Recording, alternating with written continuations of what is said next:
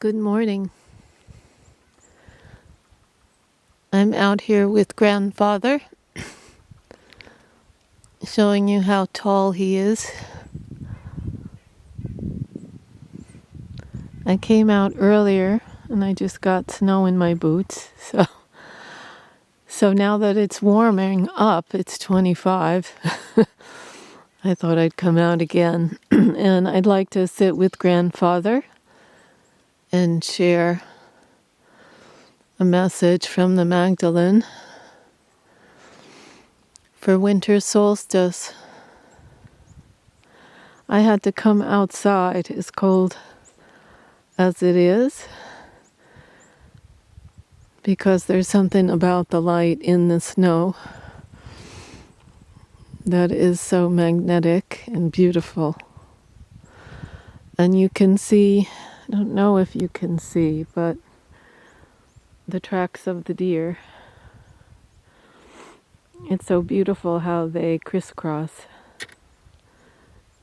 and walk in each other's paths. And I kind of messed up the snow up there under grandfather where I was earlier. But they are out looking. It's the first time I've seen their tracks was yesterday. Looking for parts of trees. It's the only thing they can eat this time of year. And they loved the hemlock needles. And the hemlock is kind enough, especially when it snows, to lower its branches that they may reach them and have some sustenance. And it reminded me that it's time to cut some hemlock needles for tea. Every year we've made a traditional winter solstice tea.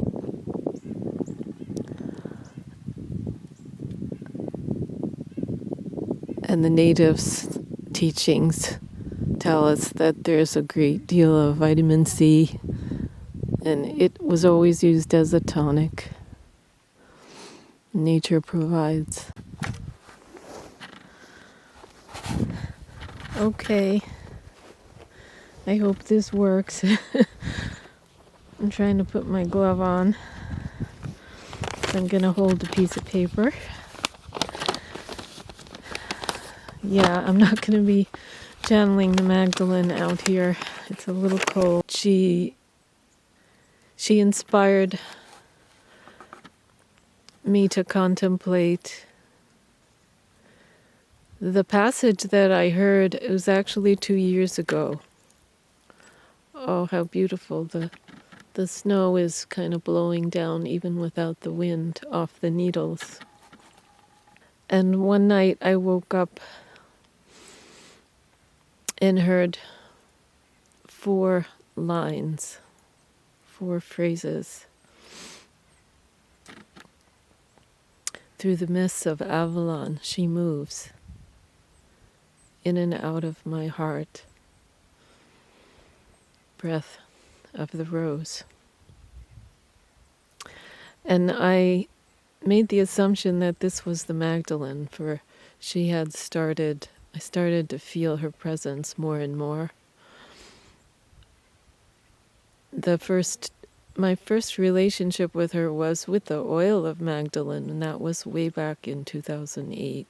And that oil was actually created on 888. But since that time, I developed my work, and I hadn't really thought about being the voice of any guide, and until she came through Seon this past July. And so when I thought about that message that I had received 2 years ago, I asked her last night, "Are you the breath of the rose?" Because I had assumed that, but I thought, let me ask her and see what she has to say. And she said,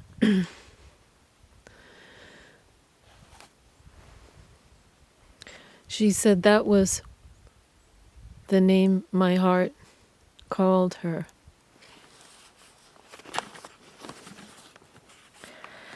And so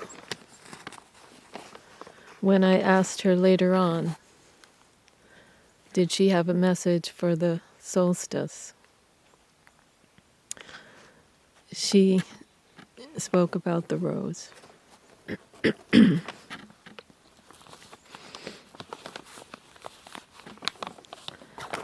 Because she had said, hang on, I'm talking to myself. Hang on. Okay, when I asked her, first I'm going to go back. When I asked her, was she the breath of the rose? What she said exactly was, it is the name your heart gave me. And so then we had our intimate dialogue. And then I asked her, may I ask, do you have a message? She said, be the rose that speaks to the heart. How does the rose speak to the heart?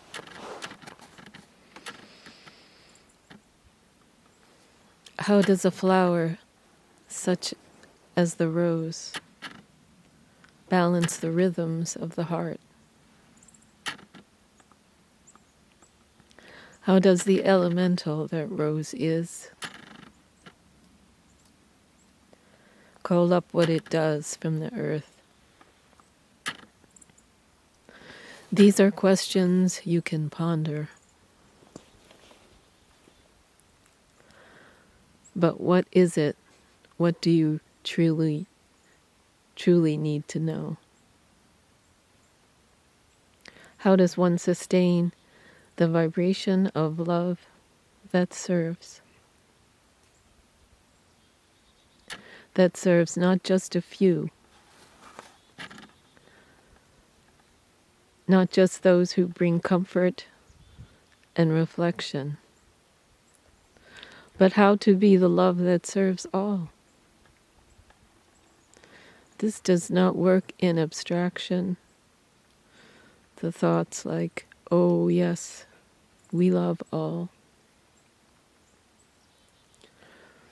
How does one demonstrate that?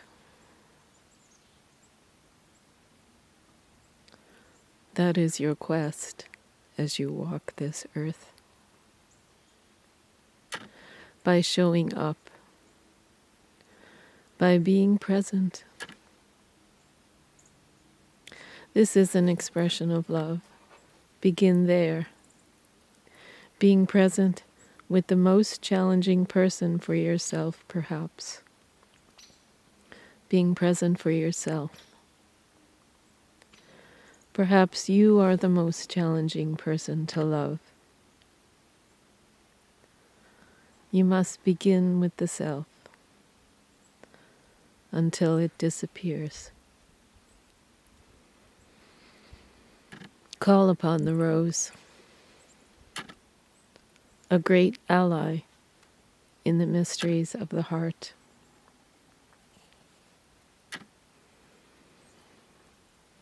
May you be with peace. May you be the compassionate one. May you begin with in you.